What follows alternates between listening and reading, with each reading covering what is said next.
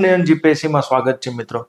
મધ્યકાલીન ભારતના ઇતિહાસની સિરીઝની અંદર આજે આપણે પહોંચી ગયા છીએ છઠ્ઠા લેક્ચરની અંદર અને આજના લેક્ચરનો આપણો જે ટોપિક છે એ છે તુગલક વંશ।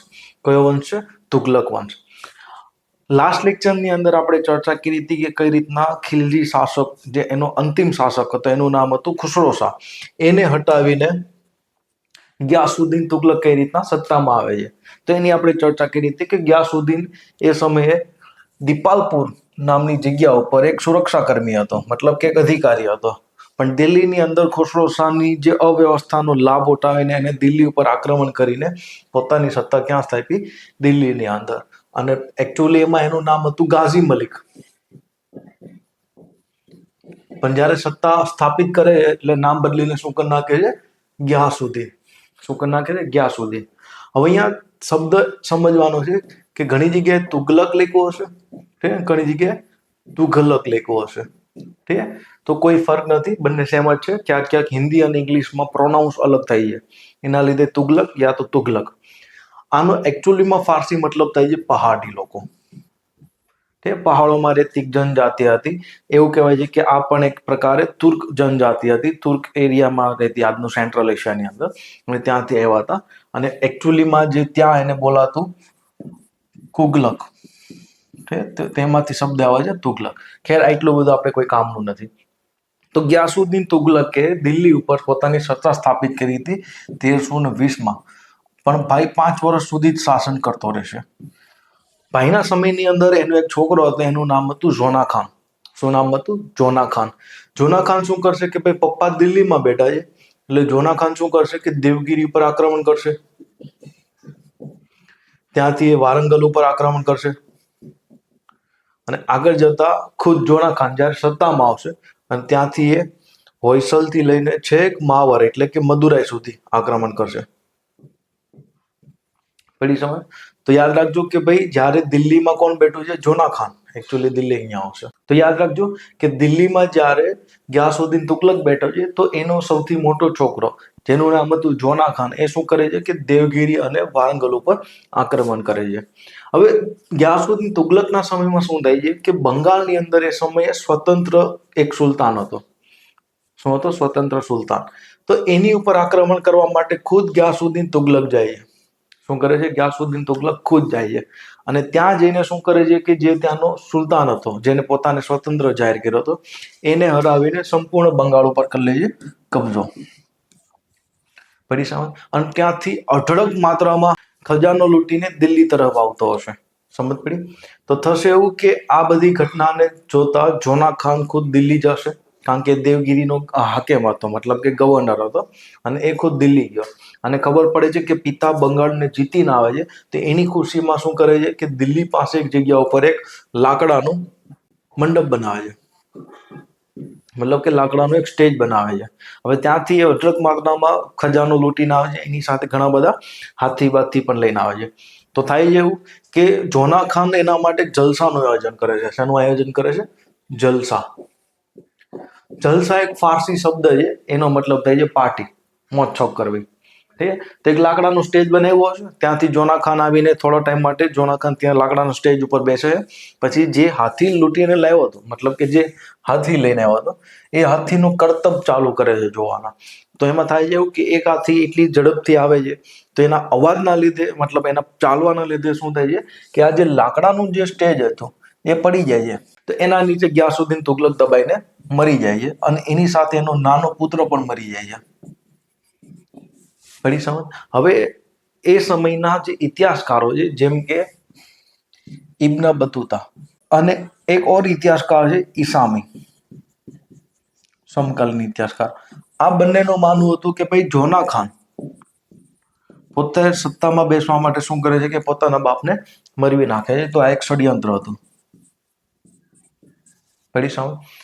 આગળ જતા આના સમયમાં જ એક ઇતિહાસકાર આવશે સમકાલીન, એનું નામ હતું જિયાઉદ્દીન બર્ની।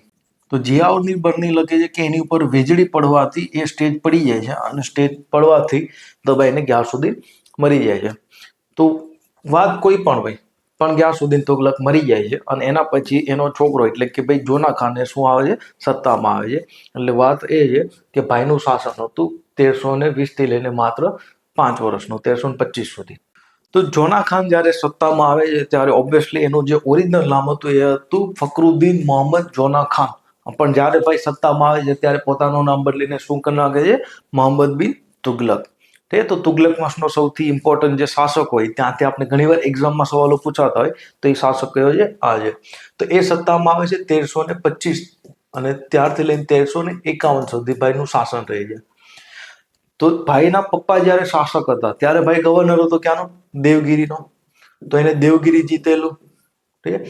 આગળ જતા એને ઉત્કલ એટલે કે ઓડિશા, એને જીતેલું 1324 આજુબાજુ. આગળ જતા ભાઈ વારંગલ ઉપર 2 વાર આક્રમણ કર્યું હતું. એક વાર કર્યું હતું 1321 આજુબાજુ, જેમાં ભાઈની હાર થઈ હતી. અને એ સમયમાં જે શાસક હતો એ હતો પ્રતાપરુદ્રદેવ દ્વિતીય. પણ આગળ જતા 1324 ફરી આક્રમણ કરશે અને જીત મેળવશે અને એની પર કરી લેશે કબજો. પડી સમજ? હા એના. તો ભાઈ દિલ્હીમાં બેઠો છે, ઠીક.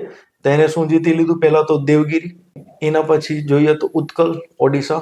ઓલરેડી એના બાપાએ તો બંગાળ જીતીને આપ્યું. હા એના. ઠીક છે. આગળ જતા ભાઈ શું કરે છે કે વારંગલ ઉપર કબજો કરી લેશે અને શાસક બન્યા પછી ભાઈ હોયસલ ઉપર આક્રમણ કરશે, એને જીતી લેશે. અને આગળ 1328 આવતા માવર એટલે કે આજનું મદુરાઈનું ઓરિજિનલ નામ છે મદુરા. શું નામ છે? મદુરા. અને આ નામ પડ્યું હતું મથુરા ઉપરથી, પણ મુસ્લિમ ઇતિહાસકારો એને માવર તરીકે ઉલ્લેખ કરે છે. શેના તરીકે ઉલ્લેખ કરે છે? માવર તરીકે. તો આ બધું જોતા તમને લાગી જવું જોઈએ કે ભાઈ મોહમ્મદ બિન તુગલક અલાઉદ્દીન ખિલજીની એકદમ નકશે કદમ ચાલતો હતો, મતલબ કે જે એની કોપી મારતો હતો. પણ ફરક એટલો છે કે અલાઉદ્દીન ખિલજીની જેમ ભાઈએ દક્ષિણ ભારત ઉપર અપ્રત્યક્ષ નિયંત્રણ નથી કર્યું, પ્રત્યક્ષ નિયંત્રણ સ્થાપવાનો પ્રયત્ન કર્યો. અલાઉદ્દીને શું કર્યું હતું કે બધાને પાછા રાજ્ય આપી દીધા હતા, પણ આ કોર્સ શું કરશે કે પોતાના માણસોને ત્યાં નીપશે. તો સ્વાભાવિક વસ્તુ છે કે દિલ્હીથી અહીંયા સુધી શાસન કરવું ડાયરેક્ટલી પોસિબલ તો છે નહીં. ઉપરથી તમે જે માણસો મોકલશો તે ભવિષ્યમાં શું કરશે? વિદ્રોહ કરશે. તો આગળ જતા તમે જોશો કે ભાઈ મોહમ્મદ બિન તુગલક ની સમયમાં સૌથી મોટું સામ્રાજ્ય હતું દિલ્હી સલ્તનત. સમજ પડી? સિંધથી લઈને છેક બંગાળ સુધી અને ઉત્તરમાં એવું કહેવાય છે કે હિમાચલ પ્રદેશથી લઈને છેક માવર સુધી. તો આવડું મોટું સામ્રાજ્ય બનાવ્યું હતું કોણે? મોહમ્મદ બિન તુગલકે. પણ ટૂંક જ સમયની અંદર, મતલબ કે મોહમ્મદ બિન તુગલકના સમયમાં તેમ આમાંથી મોટા ભાગનું ગાયબ થઈ જશે, મતલબ કે લોકો વિદ્રોહ કરીને અલગ થઈ જશે. પડી સમજ? તો ભારતના ઇતિહાસમાં મતલબ કે દિલ્હી સલ્તનતમાં સૌથી મોટું કોઈ શાસન બનાવ્યું હતું થોડા ટાઈમ માટે, તે 15-20 વર્ષ માટે, તે કોણ હતો? મોહમ્મદ બિન તુગલક હતો. પડી સમજ? હવે મોહમ્મદ બિન તુગલકને આપણે પાગલ સુલતાન યા ગાંડો સુલતાન કહીએ છીએ, અથવા તો આપણે એને શું કહીએ છીએ કે ભાઈ એક એવો વ્યક્તિ હતો કે જે પોતાના સમય કરતા આગળ ચાલતો હતો. શું કરતો હતો? સમય કરતા આગળ ચાલતો હતો. અને એ ભાઈએ જે નિર્ણયો લીધા એ સમયની અંદર આપણે દુનિયામાં ક્યાંય જોવા ના મળતા. પણ એ સમયની દુનિયા એ નિર્ણયને એક્સેપ્ટ કરવા માટે તૈયાર નહોતી. સમજ પડી? મતલબ કે પોતાના સમય કરતા શું ચાલતો હતો? આગળ ચાલતો હતો. આઈડિયા આવે છે? તો આના લીધે ઘણા ઇતિહાસકારો શું કહે છે કે આ તો પાગલ હતો, યા તો કોઈક બહુ મોટો વિદ્વાન હતો, પણ એની કિસ્મતે સાથ ન આપ્યો. પડી સમજ? તો શા માટે આવું કહે? તો આપણે પહેલા તો એ સમજીએ કે એને શું શું કાર્ય કર્યા હતા અને એમાં શું સફળતા કે નિષ્ફળતા મળી હતી. તો સૌથી પહેલા જોશું કે દોઆબની અંદર એટલે કે ગંગા યમુના દોઆબમાં ભાઈ સત્તામાં આવ્યા પછી તરત 1326 આજુબાજુ શું કરે છે કે ત્યાં જે કર છે એને ડબલ કરી દેશે, મતલબ કે વધારશે. ઠીક છે? તો 50% પ્લસ કર કરી નાખ્યું હતું ખેતીની અંદર. અને નસીબ જુઓ તમે કે ભાઈ ખેતીની અંદર 50% પ્લસ કર વધેરું અને એ જ સમયે શું પડે છે? દુષ્કાળ. શું પડે છે? દુષ્કાળ પડે છે. તો આ દુષ્કાળની સામે લડવા માટે ભાઈ શું કરે છે કે ઘણા બધી નહેરો અને કુવાઓ ખોદાવે છે. પણ ઓબ્વિયસલી કે ભાઈ ઓલરેડી તમારી ઉપર પ્રોડક્શન તો છે નહીં, ઉપરથી 50% કરનો મારો છે, તો તમારી પ્રજા મતલબ કે શાસકની પ્રજા એની સામે વિરોધ કરશે. તો આ વિરોધને દબાવવા માટે શું કરે છે કે દુષ્કાળની અંદર કુવા નહેરો તો ખોદાવી, પ્લસ શું કરે છે કે લોકોને ખેતી કરવા માટે ઉધાર પૈસા આપશે. શું કરશે? ઉધાર નાણાં. ઠીક છે? આને કહેવાશે તકાવી. ઠીક છે? શું કહેવાશે? તકાવી વ્યવસ્થા. ઠીક છે? યા તો એને આપણે કહીશું સૌંદર વ્યવસ્થા. ટૂંકમાં સમજીએ તો કે ભાઈ ખેતી કરવા માટે તમને લોન આપવામાં આવતી, સમજ પડી. પણ થયું એવું કે ભાઈ સ્થાનિક જે અધિકારીઓ છે, કર્મચારીઓ છે, જે કારકુન જે આપણે કહેશું એ સમયમાં, એ બધા શું કરશે કે જે ખેડૂતોને પૈસા આપવામાં આવ્યા હતા એ બધા પૈસા ખાઈ જશે. તો ખેડૂતોના હાથમાં કઈ આવશે નહીં. મતલબ કે કરપ્શન તો આપણા લોહીમાં જ છે, વર્ષોથી ચાલ્યું આવે છે. પડી સમજ? અત્યારે થાય છે, પહેલા એ થતું. તો સ્થાનિક અધિકારી કે જેને આપણે કારકુન કહીએ, આજની તારીખમાં આપણે ક્લાર્ક બાર્ક ટાઈપના અધિકારી કહીએ, તો એ બધે શું કર્યું કે પૈસા ખાઈ ગયા. તો મોહમ્મદ બિન તુગલકની આખી આ જે યોજના હતી ખેતી ઉપર, એ ગઈ ફેલ. બીજું એના વિશે એવું કહેવાય છે કે ખેતીમાં એને ક્રોપ રોટેશન ટેકનિક લઈને આવ્યો હતો, મતલબ પાક ફેરબદલી વ્યવસ્થા. ભાઈનું કેવું હતું કે ભાઈ 50% ટેક્સ તો વધાર્યો, પણ ટેક્સ વધારવાની સાથે સાથે જો આપણે પ્રોડક્શન એ વધારી તો ઉત્પાદન વધારા ઉપર એને ભાર આપ્યો હતો. કરી સમજ? પણ ઓબ્વિયસલી ભાઈ ધ્યાન આપ્યું, ઠીક છે, પણ સ્થાનિક અધિકારીઓને બધા શું કરશે, પૈસા ખાઈ જશે. મોહમ્મદ બિન તુગલકની બીજી સૌથી મોટી ભૂલ એ હતી કે ભાઈએ પોતાની રાજધાની બદલવાનો નિર્ણય લીધો. શું નિર્ણય લીધો? તો ભાઈ બેઠો હતો દિલ્હીમાં. એને એવું લાગ્યું કે મજા નથી આવતી, કારણ કે ઓલરેડી એકવાર એ દેવગીરીનો ગવર્નર હતો. તો એને ડિસાઈડ કર્યું કે આપણી રાજધાની કઈ બનશે હવે? દેવગીરી. પડી સમજ? તો શું કરે છે કે ભાઈ ફરમાન બહાર પાડે છે કે બધા લોકો પોતાનો સામાન બામાન પેક કરો, નીકળો. ક્યાં? દેવગીરીમાં. હવે આ ફરમાન એ સમયે બહાર પાડે છે કે જ્યારે ગરમીની સમય હોય, મતલબ કે ઉનાળાનો સમય હતો, અને બધા લોકોને ઓર્ડર કર્યો હતો કે જાઓ બધા રાજધાની બદલીને ક્યાં જાઓ? દેવગીરી જાઓ. હવે દેવગીરી રાજધાની બદલવા પાછળના કારણો ક્યાં ક્યાં હતા? તો એક કારણ તો આપણી પાસે છે કે ભાઈ ખુદ દેવગીરીમાં એક સમયે ગવર્નર હતો, મતલબ ત્યાંનો હાકેમ હતો, એટલે એને દેવગીરી પસંદ હતું. બીજું કે ભાઈ શાસન કરવા માટે તમે જો તો દિલ્હીથી દેવગીરી, માવડથી લઈને દેવગીરી, આમ સિંધથી દેવગીરી અને બંગાળથી દેવગીરી, બધી બાજુ ત્યાં બધું શું પડે છે? સેન્ટર. તો સામ્રાજ્યનું કેન્દ્ર બને છે. શું બને છે? કેન્દ્ર. એના માટે બધી બાજુ શાસન કરવું ઈઝી હતું, એવું એનું માનવું હતું. બીજી બાજુ કે ઉત્તર પશ્ચિમમાંથી શું થતા હતા? મંગોલોના આક્રમણ, અને દિલ્હીને શું કરવાનું હતું? સુરક્ષિત. તો મંગોલોના આક્રમણથી પોતાની રાજધાનીને શું કરવાની હતી? બચાવવાની હતી.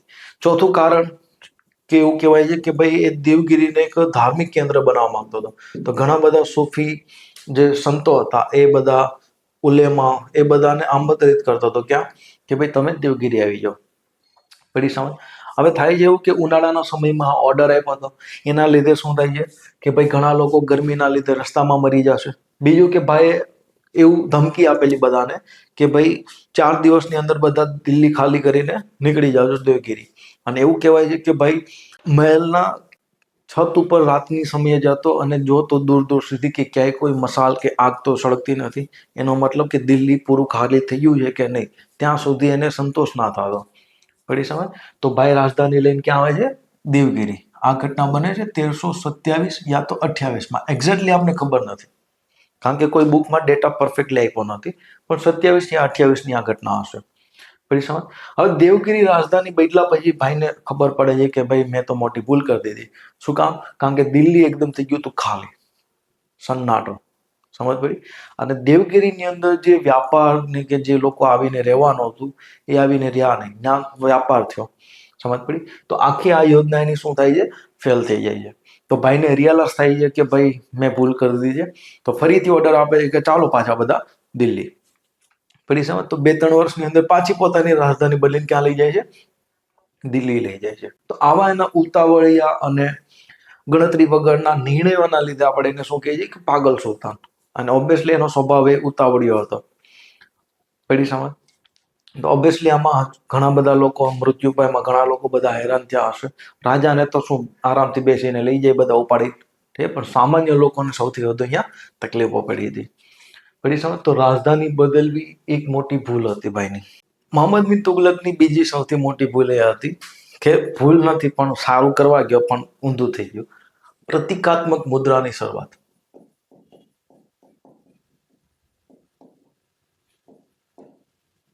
પ્રતિકાત્મક મુદ્રા એટલે સમજો ટોકન કરન્સી, જે આપણે આને કહીએ છીએ ટોકન મની આજની તારીખમાં અર્થવ્યવસ્થામાં, કે એ સમયની અંદર ચાંદી અને સોનાના સિક્કા ચાલતા અને તાંબાના પણ સિક્કા હતા. મહત્વના હતા તાંબાના, જેને આપણે કહેતા જીતલ, ઠીક, અને ચાંદીના સિક્કાને કહેતા ટંકા, અને સોનાના સિક્કાને આપણે કહેતા સુવર્ણ છે, યા તો ઘણી જગ્યાએ ટંકા શબ્દ જ વપરાય છે એના માટે બી.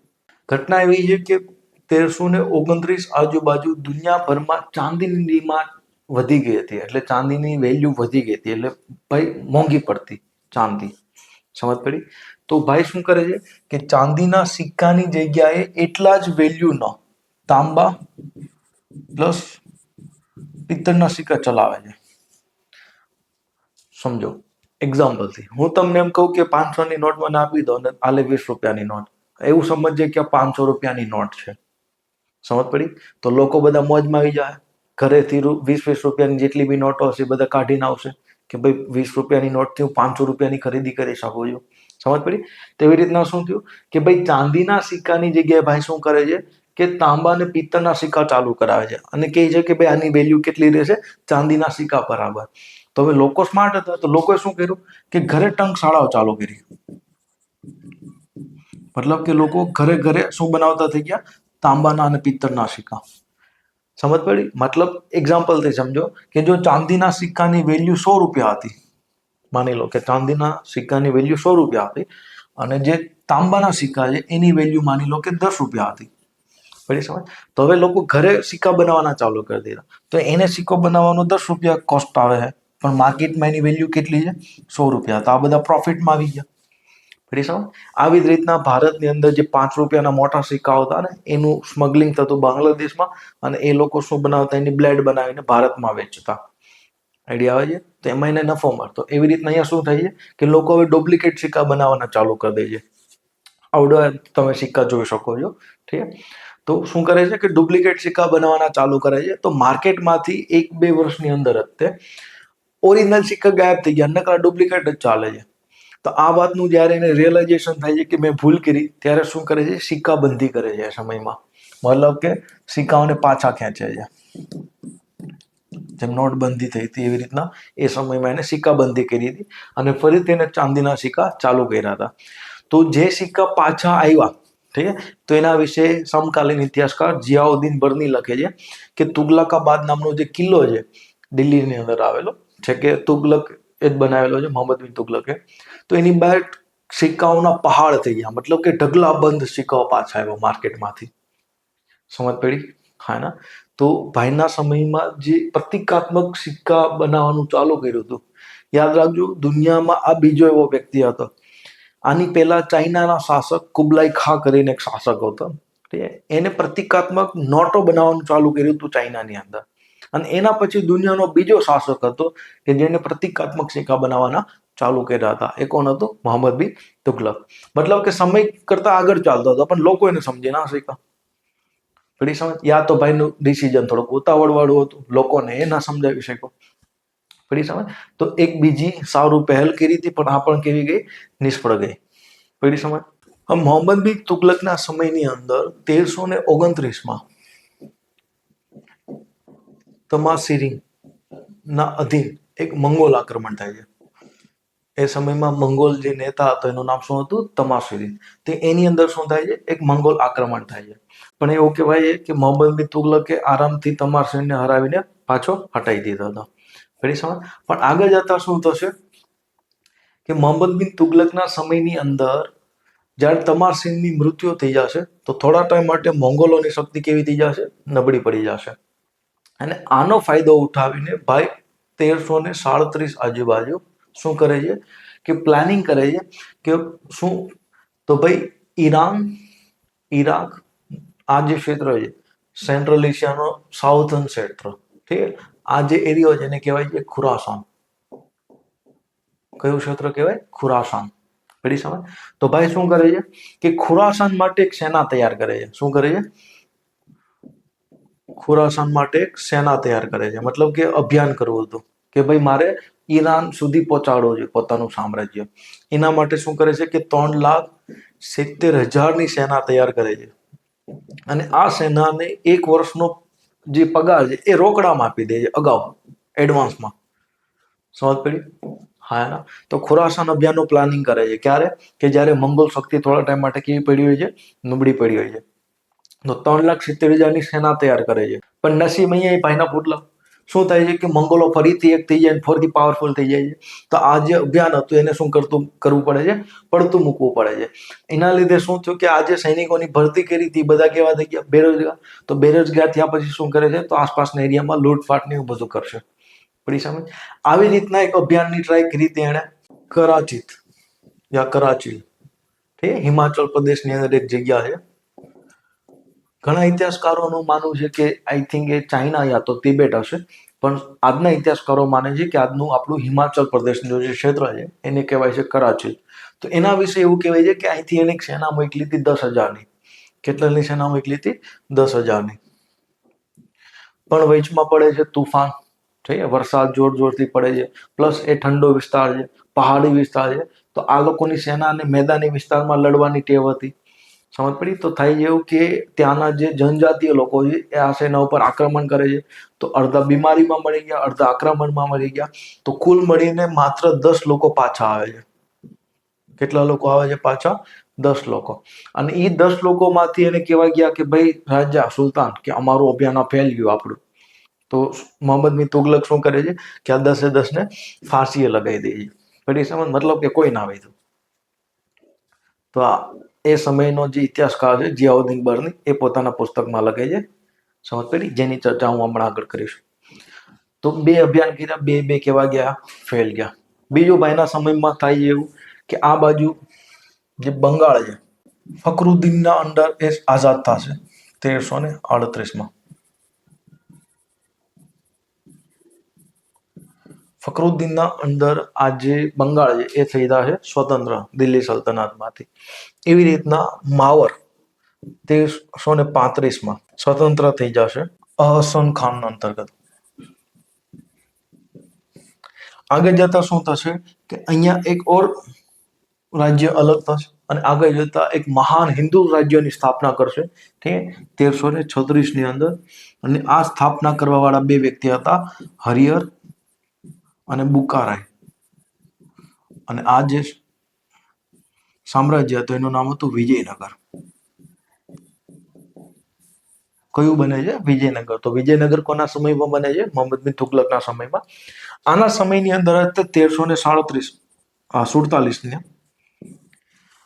બહમન શાહ અંતર્ગત બહમની સામ્રાજ્ય બને છે. કયું સામ્રાજ્ય બને છે? બહમની. આગળ આપણે એક વિડીયો વિજયનગર ઉપર આપણે લેક્ચર લેશું. એની અંદર કઈ રીતના વિજયનગર અને બહમની સામ્રાજ્ય વચ્ચે સંઘર્ષ છે એની ચર્ચા કરશું. પ્લસ કઈ રીતના વિજયનગરની સ્થાપના થઈ છે એનું ડિટેલમાં સમજાવવાનો પ્રયત્ન કરીશ. ત્યારે પડી સમજ? તો ભાઈના સમયમાં શું થાય છે કે આગળ આપણે ચર્ચા કરીએ એમ કે સૌથી મોટું સામ્રાજ્ય તો બનાવ્યું, પણ ભાઈના અંતિમ સમયમાં શું થાય છે કે આ સામ્રાજ્ય ધીરે ધીરે કેવું થતું જશે? તૂટતું જશે. પડી સમજ? આગળ જતા અહીંથી રાજપૂતો અલગ થઈ જશે પોતાને ત્યાંથી. સમજ? કુલ મળીને વાત એ છે કે ભાઈ ધીરે ધીરે સામ્રાજ્ય શું થતું જશે? તૂટતું જશે. તો મોહમ્મદ બિન તુગલકની આપણે ધાર્મિક નીતિની ચર્ચા કરી તો એવું કહેવાય છે કે ભાઈ અલાઉદ્દીન ખિલજીના નકશા કદમ ચાલતો હતો. તો શું કરે છે કે ધર્મ અને રાજ્યના વહીવટને અલગ અલગ રાખે છે અને હંમેશા રાજ્યને ઉપર રાખશે. મતલબ કે ધર્મને અલગ રાખશે પોતાના રાજતંત્રથી. પડી સમજ? બીજું એવું કહેવાય છે કે એના સમયની અંદર એ જૈન મંદિરોમાં ખૂબ જતો, ઠીક, હોળી મનાવતો, આ બધા તહેવારો મનાવતો. અને આના સમયની અંદર એવું કહેવાય છે કે જીન પ્રભ સુરી આના દરબારમાં આવ્યા હતા. જૈન સંત કોણ હતા? જીન પ્રભ સુરી આના દરબારમાં આવ્યા હતા. અને એવું કહેવાય છે કે અલાઉદ્દીન ખિલજી એના માટે ઘણા બધા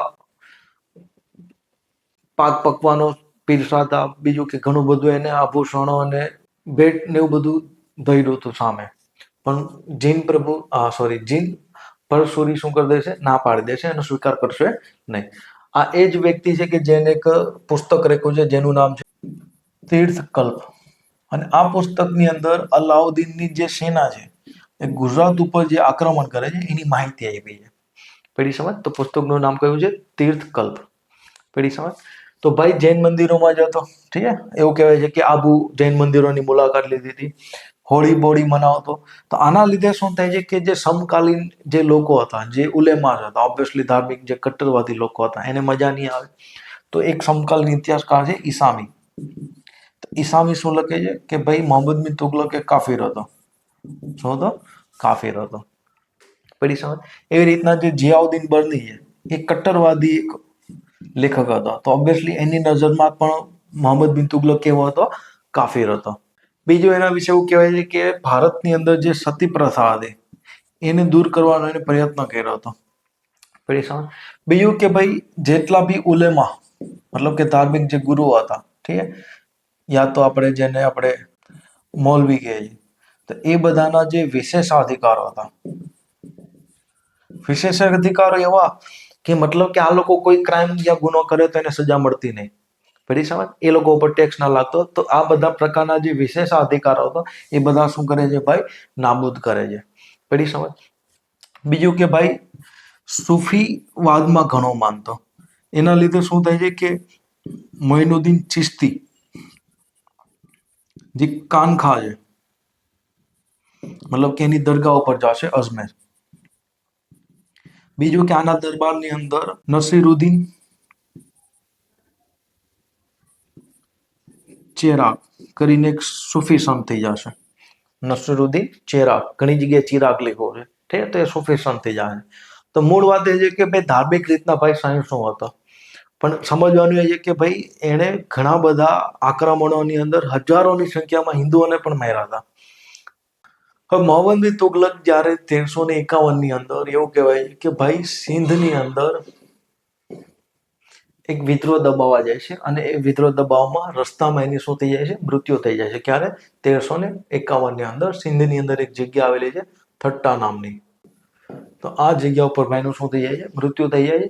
ઓબ્વિયસલી આને પાછો દિલ્હી લઈને આવવામાં આવશે અને ત્યાં ટોમ એટલે કે કબર બનાવેલો છે. ઠીક, તો તમે કબર જોઈ શકો છો જે મોહમ્મદ બિન તુગલકની છે. પડી સમજ? મોહમ્મદ બિન તુગલકના 3 છોકરા હતા, પણ ધીમે ધીમે મોહમ્મદ બિન તુગલકના સમયમાં તે ત્રણ શું થાય છે? મૃત્યુ પામે છે. એના લીધે શું થાય છે કે મોહમ્મદ બિન તુગલકનો જે નાનો ભાઈ હતો એનો છોકરો એને સુલતાન બનાવવામાં આવે છે. અને એકચ્યુઅલી એવું કહેવાય છે કે એને બનવું નહોતું, એક ખોટો થોડોક ધાર્મિક વધારે હતો. ઠીક, તો એ હજની યાત્રા જવા માંગતો હતો, ધાર્મિક કાર્ય કરવા માંગતો હતો. પણ અમીર લોકોએ ઉલેમા એને પકડીને બેસાડ્યો કે ભાઈ તું આનો અધિકારી છો, ઠીક, એટલે તું બની જા. અને એનું નામ હતું ફિરોઝ શાહ તુગલક. શું નામ હતું? ફિરોઝ શાહ તુગલક. સમજ પડી? તો ફિરોઝ શાહ તુગલક બનશે શાસક 1351માં. ત્યારથી લઈને 1388 સુધી ભાઈનું શાસન ચાલતું હતું. તો હમણાં આપણે ચર્ચા કરી એમ કે ધાર્મિક રીતના કેવો હતો? એકદમ ચુસ્ત વ્યક્તિ. તો ધાર્મિક કટ્ટર હશે ઓબ્વિયસલી. હા. બીજું કે ભાઈ એના સમયની અંદર બધાને પોતાની તરફ કરવા માટે, કારણ કે ધીરે ધીરે તમે જોયું કે ભાઈ સામ્રાજ્ય તૂટવા લાગ્યું હતું. તો સામ્રાજ્યને બચાવવા માટે, સામ્રાજ્ય વધુ તૂટે નહીં એના માટે શું કરે છે કે ભાઈ ધાર્મિક કટ્ટર નીતિ અપનાવશે, તૃષ્ટિકરણની. તૃષ્ટિકરણની નીતિ મતલબ કે ભાઈ હિન્દુઓને જેમ બને વધુ નુકસાન કરવું અને મુસ્લિમોને શું કરવું? ફેવર કરવું. ઠીક છે, એને તૃષ્ટિકરણની નીતિ કહેવાય. આજકાલ જે પોલિટિકલ પાર્ટીઓ કરે છે, ઠીક છે, કોઈ એક પક્ષને ખુશ કરવામાં બીજા પક્ષને નારાજ કરશે, તો બીજો પક્ષ આવીને એ પક્ષને ખુશ કરશે એટલે ઓલો પક્ષ નારાજ થશે. તો તૃષ્ટિકરણની નીતિ અપનાવશે. જે ઉલેમાસ અને જે મૌલવી મૌલાના હતા એ બધાના વિશેષ અધિકારો પાછા આપશે. પડી સમજ? બ્રાહ્મણો, ઠીક છે, ગરીબો, મહિલા, બાળકો, આ બધા ઉપર ભાઈ જજિયા કર લાગુ કરશે. જજિયા કર પહેલા હતો પણ સામાન્ય લોકો ઉપર હતો, મહિલા, બ્રાહ્મણો અને બાળકો ઉપર નહોતો. પણ આ શું કરશે કે બધા ઉપર જજિયા કર લાગુ કરશે. ઓબ્વિયસલી પોતાને ધાર્મિક રીતના કટ્ટર દેખાડશે, જેથી કરીને એને અન્ય જે શાસકો છે, મતલબ કે અન્ય જે અમીરો ઉલેમા છે એ બધાનો શું મળે? એને સપોર્ટ મળે એના માટે. ચાલો, આના દરબારની અંદર અમુક ઇતિહાસકારો થઈ ગયા. ઠીક, એના હું નામ લખું છું. જિયાઉદ્દીન બર્ની. શું નામ હતું? જિયાઉદ્દીન બર્ની. જો કે મોહમ્મદ બિન તુગલકના સમયથી નહીં હતો. ઠીક છે, તો આણે દિલ્હી સલ્તનત ઉપર એક લાંબો ઇતિહાસ લખ્યો છે અને એના ઉપર એને એક પુસ્તક લખ્યું છે જેનું નામ છે તારીખ એ ફિરોઝ શાહી. કયું પુસ્તક છે? તારીખ એ ફિરોઝ શાહી. પડી સમજ? હા. યાદ રાખજો કે તારીખે ફિરોઝ શાહીને જ્યાં સુધી જિયાઉદ્દીન બર્ની જીવતો હતો ત્યાં સુધી એ લખશે, પણ જિયાઉદ્દીનના મૃત્યુ પછી શું થશે કે તારીખે ફિરોઝ શાહીને એક વ્યક્તિ હશે જેને ઓર આગળ વધારશે, જેનું નામ હતું શમ્સ એ સિરાજ અફીફ. શું નામ છે? શમ્સે સિરાજ અફીફ. એ શું કરે છે કે તારીખે ફિરોઝ શાહીને ઓર આગળ વધારશે. ઠીક, તો જ્યાં સુધી બર્ની જીવતો હતો ત્યાં સુધીનું લખ્યું છે, અને આગળના 50 વર્ષનો ઇતિહાસ ભાઈએ લખ્યો છે. ભાઈનું નામ શું છે? તો શમ્સ એ સિરાજ અફીફ. અવડું નામ છે. પેલી સમજ? હા ના. બીજો એક ઇતિહાસકાર થઈ જાય છે જેનું નામ હતું ઈસામી. ઈસામીના સમયમાં શું થાય છે કે ભાઈ જ્યારે મોહમ્મદ બિન તુગલક રાજધાની બદલે છે એના લીધે શું થાય છે કે આના બાપ દાદાની મરી જાય છે, એટલે ઓબ્વિયસલી આ તો મોહમ્મદ બિન તુગલકને શું કરતો હશે? નફરત કરતો હશે. હા ના. અને આગળ જતા એ બહમની સામ્રાજ્યમાં આવી ગયો, તો ઓબ્વિયસલી દિલ્હી સલ્તનત સાથે દુશ્મની હશે, તો આને હંમેશા કટ્ટરવાદી થઈને, મતલબ કે મોહમ્મદ બિન તુગલકની હંમેશા નિંદા જ કરી છે. તો ઈસામીનું આખું નામ છે અબ્દુલ મલિક ઈસામી. શું નામ છે? અબ્દુલ મલિક ઈસામી. અને એને જે પુસ્તક લખ્યું છે એનું નામ છે ફુતુહાત એ સલાતીન. કયું પુસ્તક લખ્યું છે? ફુતુહાત એ સલાતીન. પડી સમજ? હે ના. મોહમ્મદ બિન તુગલકની સમયમાં એક ઓર વિદેશી યાત્રી આવ્યો હતો, એનું નામ હતું ઇબ્ન બતુતા, અને આ ક્યાંનો હતો? મોરોક્કોનો. ત્યાંનો રહેવાસી હતો, મોરોક્કોનો, અને ભારતમાં રહેતો હતો. તો મોહમ્મદ બિન તુગલકે એને કાઝી બનાવ્યો હતો. કાઝીનો મતલબ થાય છે ધાર્મિક કાર્ય, ન્યાયિક કાર્ય કરવા વાળો, ન્યાયાધીશ તરીકેનું કામ કરવા વાળો. પણ એવું કહેવાય છે કે મોહમ્મદ બિન તુગલકે આને કરપ્શનમાં પકડી લીધો હતો, તો આને ચીન મોકલી દે છે દૂધ બનાવીને. ક્યાં મોકલી દે છે? ચીન. પણ રસ્તામાં એનું જહાજ ડૂબી જાય છે અને માંડ બચી જાય છે, તો એ પછી ચીનની જાય, પછી ભાગી ઘરે વયો જશે, અને ઘરે જઈને એક પુસ્તક લખે છે, એનું નામ છે કિતાબ એ રહેલા. કયું પુસ્તક છે? કિતાબ એ રહેલા. તો ઓબ્વિયસલી આની અંદર એ શું કરશે? ઇબ્ન બતુતા મોહમ્મદ બિન તુગલકની શું કરશે? નિંદા જ કરશે. ઠીક છે. જિયાઉદ્દીન બર્ની ધાર્મિક કટ્ટરવાદી હતો, તો ઓબ્વિયસલી મોહમ્મદ બિન તુગલકને પસંદ નહીં કરે. આના બાપ દાદા મરી ગયા હતા રાજધાની બદલવામાં, તો આ એને પસંદ નહીં કરે. આને તો સજા કરી હતી એટલે આ પસંદ નહીં કરે. તો આ ત્રણ સમકાલીન ઇતિહાસકારો શું કરશે કે મોહમ્મદ બિન તુગલકને હંમેશા ગાળો જ દેશે, મતલબ કે એના વિશે નિંદા જ કરી હશે. પેઢી સમજ? હા. તો મોહમ્મદ બિન તુગલકનો આપણે પ્રોપર ઇતિહાસ જાણવા મળતો નથી અહીંયા. સમજ પડી? ખેર, આપણે ફિરોઝ શાહ તુગલકની વાત કરીએ તો ફિરોઝ શાહ તુગલકે ખુદે જ પોતાની ઓટોબાયોગ્રાફી લખી છે. શું લખ્યું છે? પોતાની ઓટોગ્રાફી. એનું નામ છે ફુતુહાત એ ફિરોઝ શાહી.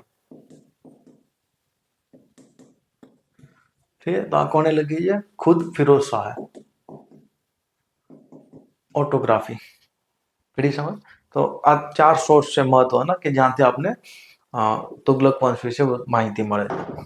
ફિરોઝ શાહ તુગલક વિશે એવું કહેવાય છે કે ભાઈના સમયની અંદર અલગ અલગ 22 જેટલા અલગ અલગ કરો હતા. કેટલા કરો હતા? અલગ અલગ 22 જેટલા. એ બધા કરોને બંધ કરાવીને 4 ઇસ્લામિક કરો લાગુ કરશે.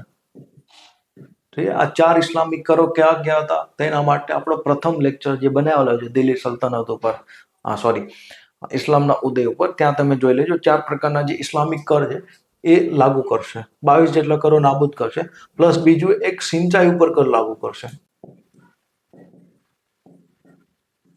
એ કરનું નામ હતું હર્ક એ સર્બ. ઠીક. ફારસી નામ યાદ નહીં રાખતા, પણ એટલું યાદ રાખજો કે ભાઈ સિંચાઈ ઉપર કર લાગુ કરે છે. બીજું શું કરશે કે ભાઈ 1200 જેટલા બગીચાઓ બનાવશે. શું બનાવશે? બગીચાઓ. અને ત્યાં બાગાયતી ખેતીને પ્રમોટ કરશે, હોર્ટિકલ્ચરને.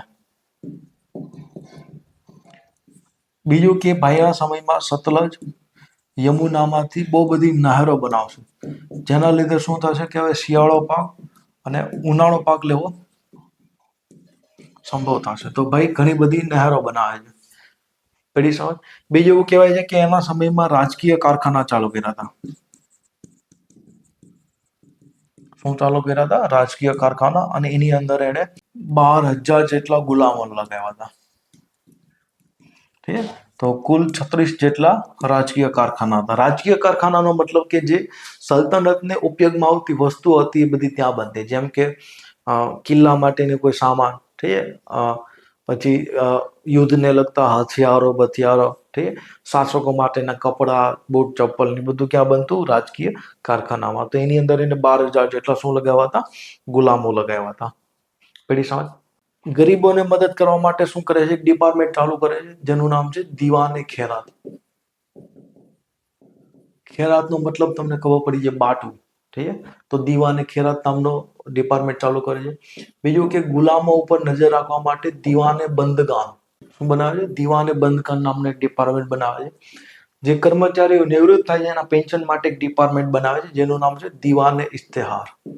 ઠીક છે, સરકારી હોસ્પિટલો બનાવે છે, દાર ઉલ સફા.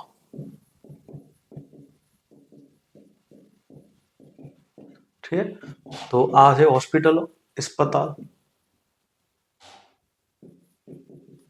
આ શેના માટે છે? પેન્શન માટે. ઇસ્તેહાર બંદગાન કોના માટે છે? તો ભાઈ ગુલામો માટે. ખેરાત શું હોય? તો ભાઈ ગરીબોને દાન આપવા માટે.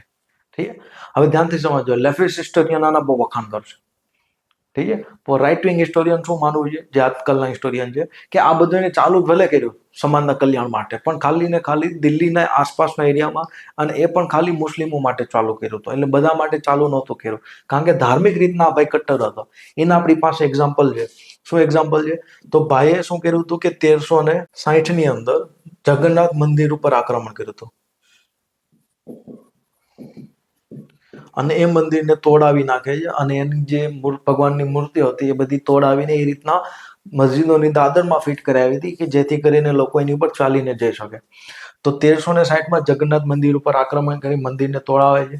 ઠીક છે, હજારોમાં હિન્દુઓને મારી નાખવામાં આવે છે, પ્લસ મૂર્તિ તોડાવવામાં આવે છે, ઘણું બધું લૂંટફાટ કરે છે. બીજું કે આગળ જતા ભાઈ શું કરે છે કે 1362 આજુબાજુ હિમાચલ પ્રદેશની અંદર નગરકોટ નામની એક જગ્યા આવેલી છે, અને ત્યાં એક બહુ ફેમસ મંદિર છે, જ્વાળામુખી મંદિર.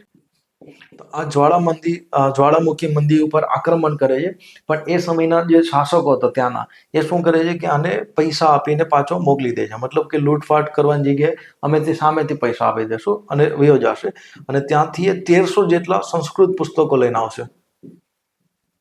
શું કરશે? 1300 જેટલા સંસ્કૃત પુસ્તકો લઈને આવશે, અને એમાંથી અમુક પુસ્તકોને શું કરશે? ફારસીમાં ટ્રાન્સલેશન, મતલબ કે ફારસીમાં શું કરશે? તજુરમા, મતલબ ટ્રાન્સલેશન. પેલી સમજ. તો ક્યારેક પૂછે છે કે કયા ઇતિહાસકારે કયા શાસકોએ સંસ્કૃત ગ્રંથોનું ફારસીમાં અનુવાદ કર્યું હતું? તો ફિરોઝ શાહ તુગલક આવશે. પેલી સમજ. તો ધાર્મિક રીતના શું હતું? આ કટ્ટર હતો. પેલી સમજ. ઓબ્વિયસલી આગળ જતા શું થશે કે ભાઈ 1388માં બીમારી લીધે શું થઈ જશે? ભાઈનું મૃત્યુ થઈ જશે, અને આના 3 પુત્ર હતા, એમાંથી એક પુત્ર પહેલા મરી ગયો, તો બીજો પછી મરી જશે, ત્રીજો જીવતો હતો. પેલી સમજ. તો થોડા ટાઈમ માટે ત્રીજાને સુલતાન બનાવવાનું પ્લાનિંગ કરતો હોય, પણ એ મરી જશે. તો પહેલો જે પુત્ર હતો એનો જે પુત્ર હતો, ઠીક છે, મતલબ કે ફિરોઝ શાહ તુગલકનો પૌત્ર, ઠીક છે, તો એ શાસક બનશે. પેલી સમજ. તો વચમાં એક બે શાસક બની જશે, એનું કોઈ કામ નથી, પણ અહીંયા આપણે કોનું કામ છે કે એનો પૌત્ર બનશે શાસક. એનું નામ હતું નસરુદ્દીન મહમદ. શું નામ હતું? નસરુદ્દીન મહમદ. તો એ 1390 થી લઈને 1412 સુધી શાસક બનશે. સમજ પડી? પણ આના સમયની અંદર શું થશે કે આ એક વ્યક્તિ છે, ઠીક છે, જેનું નામ છે તૈમુર લંગ, એનું આક્રમણ થશે. ઠીક, 1398માં. એક્ઝેક્ટલી તારીખ આપેલી છે ડિસેમ્બર 18 તારીખ આજુબાજુ આવ્યો હતો. મતલબ કે ફૂલ ઠંડીનો સમય હોય દિલ્હીમાં એ સમયે. ઠીક. હવે તૈમુર લંગ સમજો તો ભાઈને ચંગેઝ ખાન બનવું હતો બીજું.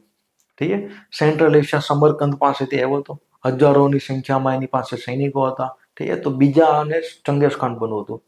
પડે છે સમજ? એના વિશે એવું કહેવાય છે કે ઈરાનની અંદર એક સમય યુદ્ધમાં લડતા એના પગ ઉપર તીર વાગે છે, એના લીધે લંગડો થઈ ગયો, એટલે ફારસીમાં એનું નામ શું થઈ ગયું? તૈમુર લંગ. પેલી સમજ? હા ને. હવે આના વિશે એવું કહેવાય છે કે ધાર્મિક રીતના કટ્ટર હતો, કારણ કે ઇસ્લામ ધર્મ એને સ્વીકારી લીધો હતો, અને એને એવો શોખ જાગ્યો હતો કે ભાઈ મારે જઈને હિન્દુસ્તાન ઉપર એટલા માટે આક્રમણ કરવું છે કે ત્યાંના જે લોકો જે મૂર્તિ પૂજાવે છે, મારે એની મૂર્તિઓ શું કરવી છે? તોડવી છે. પેલી સમજ? તો સ્પેશિયલ એના માટે જ આક્રમણ કરે છે, બાકી એને શાસન કરવું નહોતું. તો થાય એવું કે ભાઈ 1398ની અંદર ડિસેમ્બરની અંદર એ ભાઈ દિલ્હી પર આક્રમણ કરે છે, અને દિલ્હી સુધી પહોંચતા પહોંચતા રસ્તામાં જેટલા બી લોકો આવશે બધાની કતલેઆમ કરતો જશે અને દિલ્હીમાં પહોંચીને 15 દિવસ સુધી કતલેઆમ કરશે. તો ત્યારે નાસુદ્દીન જે મોહમ્મદ છે એ ગુજરાત ભાગી જશે. પડી સમજ? અને એનો એક વજીર હતો ઇકબાલ. ઇકબાલ નામનો એનો વજીર હતો. તો સ્ટાર્ટિંગમાં જ્યારે તૈમૂર આવતો હશે ત્યારે થોડા ટાઈમ માટે આ લોકો લડશે, પણ ઓબ્વિયસલી ઓલાની લાખોની સેનાની સામે આની થોડી ગમતી સેના. અમિત દિલ્હી સલ્તનત ધીરે ધીરે તૂટી ગયું હતું, ઠીક તો કઈ હતું નહીં. તો આ પણ ભાગી જશે, નાસુદ્દીન મોહમ્મદ ગુજરાત ભાગી જશે. પડી સમજ? તો આનું 15 દિવસ સુધી દિલ્હીની અંદર કતલેઆમ મચાવશે. એવું કહેવાય છે કે 1.5 લાખથી પણ વધુ લોકોની એને હત્યા કરી હતી. ઠીક, અને લાખથી પણ વધારે ખાસ કરીને બાળકો અને મહિલાઓ, ઠીક, એને બંધક બનાવીને ગુલામ બનાવીને સમરકંદની બજારમાં વેચી દે છે. ઠીક. બીજું કે ભારતની અંદર જે સારા સારા કારીગરો હતા એને ઉપાડીને લઈ જાય છે ક્યાં? સમરકંદ. મતલબ કે ફરગના સમરકંદ સેન્ટ્રલ એશિયામાં, અને આ બધાને બાંધકામના કાર્યમાં જોડશે. આજની તારીખમાં જે લોકો જાય છે ને કઝાકિસ્તાન, તુર્કમેનિસ્તાન, તો ત્યાંનું જે આર્કિટેક્ચર જોવો છો એ મૂળ રીતના ભારતીય કારીગરોના હિસાબે છે. સમજ પડી? ઠીક. તો એનું આર્કિટેક્ચર અને તમારું ભારતનું આર્કિટેક્ચર જો તો તમને ઘણી બધી સમાનતા જોવા મળશે. ખેર, તો લાખો લોકોની હત્યા કરાવશે. ઠીક. આપણે આગળ ચર્ચા કરીએ કે શમ્સ એ સિરાજ અફીફ આ સમયમાં આ પૂરી ઘટના વિશે લખે છે પોતાની પુસ્તકની અંદર. તો લાખો લોકોને મારી નાખશે અને લાખોમાં લોકોને બંધક બનાવીને ક્યાં લઈ જશે? પાછો સમરકંદ લઈ જશે. સમજ પડી? તો કતલેઆમ મચાવવાળો હતો તૈમૂર.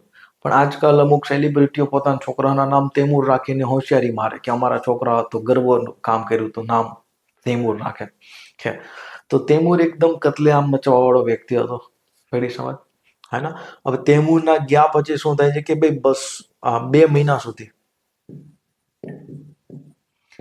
દિલ્હી એકદમ ખાલી સ્મશાન જેવું થઈ જાય છે. અને શમ્સે સિરાજ અફીફ લખે છે કે દિલ્હીની અંદર જે લાશો પડી હતી એ લાશો સડી ગઈ, પક્ષીઓ ખાઈને બધા લાશો આખું રોડ ઉપર નકરી લાશો ને એવું બધું પડ્યું હતું, અને એના લીધે બધું ગંધાતું હતું આખું શહેર. પડી સમજ? તો 2 મહિના સુધી દિલ્હી એકદમ ખાલી ને ખાલી રહ્યો. ફરીથી ઇકબાલ આવે છે. ઠીક. ઇકબાલ આવીને ફોન લગાવે છે કોને? નાસુદ્દીનને, કે ભાઈ જા પાછું ખાલી થઈ ગયું છે. પણ આગળ જતા બંને વચ્ચે તકરાર થશે. એમાં નાસુદ્દીન મોહમ્મદ શું કરશે? ઇકબાલને મરવી નાખશે. અને આની આ તકરારની અંદર આગળ જતા શું થશે કે નાસરુદ્દીન પણ ખુદ 1412 ની અંદર મરી જશે. પણ થશે એવું કે જ્યારે તૈમૂર પાછો જશે ત્યારે શું થશે કે અફઘાનિસ્તાન અને જે પાકિસ્તાનનું જે પંજાબ વાળું ક્ષેત્ર છે ત્યાં એક વ્યક્તિની નિયુક્તિ કરતો જશે. એનું નામ હતું ખિજર ખાન. શું નામ હતું? ખિજર ખાન. તો આનો ફાયદો ઉઠાવીને ખિજર ખાન શું કરે છે કે 1414 ની અંદર દિલ્હી ઉપર આક્રમણ કરે છે અને દિલ્હી ઉપર કરી લેશે કબજો. અમે દિલ્હી ખાલી થઈ ગયું હતું, શાસક કરવા વાળું કોઈ વધ્યું નહોતું. ઠીક. તો ખિજર ખાન શું કરે છે? દિલ્હી ઉપર આક્રમણ, એની ઉપર કબજો કરી લેશે અને સૈયદ વંશની સ્થાપના થશે. પડી સમજ? તો અહીંયા તુગલક વંશનો અંત આવશે અને સૈયદ વંશની શું થશે? સ્થાપના થશે. તો અહીંયા જે આપને તૈમૂરની આ જે માહિતી મળે છે, તો તૈમૂરે પોતાની એક આત્મકથા પણ લખી છે. એનું નામ છે મલ્ફ જાતે તિમૂરી યા તૈમૂરી. મલ્ફ જાતે તૈમૂરી નામની એની આત્મકથા છે. ત્યાં એને ભાઈ માહિતી લઈ ગઈ છે કે કઈ રીતના એને ભારત ઉપર આક્રમણ કર્યું હતું, શા માટે આક્રમણ કર્યું હતું. અને એક પોઈન્ટ યાદ રાખજો કે નાસરુદ્દીન મોહમ્મદના સમયની અંદર 1401 ની અંદર એક મહાન શાસક થઈ જશે ભારતના. ઠીક. જે શું કરશે કે ભાઈ આ દિલ્હી સલ્તનતની બધામાંથી પોતાનું રાજ્યને સ્વતંત્ર કરાવશે અને એક મેવાડ રાજ્યની સ્થાપના કરશે. જોકે ઓલરેડી થયેલી જ હતી. ઠીક. પણ એને સ્વતંત્ર કરી દેશે. એનું નામ હતું રાણા કુંભા. શું નામ હતું? રાણા કુંભા. પડે સમજ? તો એક લેક્ચરમાં હું ક્યારેક સમજાવીશ રાણા કુંભા, મહારાણા પ્રતાપની આખા વંશજો વિશે. પેલી સમજ? તો અહીંયા રાણા કુંભાનું એક નામ યાદ રાખજો. કોના સમયમાં હતા? નાસરુદ્દીન મોહમ્મદના સમયમાં હતા. અને રાણા કુંભા અને એ સમયમાં માલવાનો એક શાસક હતો, એ પોતાને સ્વતંત્ર જાહેર કરી દેશે. એનું નામ હતું મોહમ્મદ ખલજી. શું નામ હતું? મોહમ્મદ યા mahmud ખલજી. ઠીક. અને આ બંને વચ્ચે યુદ્ધ થશે. મહારાણા કુંભા અને મહમૂદ ખલજી વચ્ચે. એમાં રાણા કુંભા જીતી જશે અને એની યાદની અંદર એને વિજય સ્તંભ બનાવેલો છે ચિત્તોડગઢની અંદર. શું બનાવ્યું છે? વિજય સ્તંભ. પડી જવા. તો આ એક્સ્ટ્રા પોઈન્ટ છે, યાદ રાખી લેજો. એકવાર સવાલ પૂછવાનો તો પીએસઆઈની એક્ઝામની અંદર. ખેર, તો અહીંયા તુગલક વંશનો અંત આવે છે અને સૈયદ વંશની સ્થાપના થઈ છે. પડી સમજ. તો નેક્સ્ટ લેક્ચરની અંદર આપણે સૈયદ વંશ અને લોધી વંશ બંનેને સાથે જોઈ લઈશું, કારણ કે બંનેનું કોઈ એટલું ઇમ્પોર્ટન્સ નથી, પણ ટૂંકમાં પતાવી દઈશું આપણે. તો બંનેને આપણે નેક્સ્ટ લેક્ચરમાં જોશું. ઠીક છે. તો ત્યાં સુધી જય હિન્દ.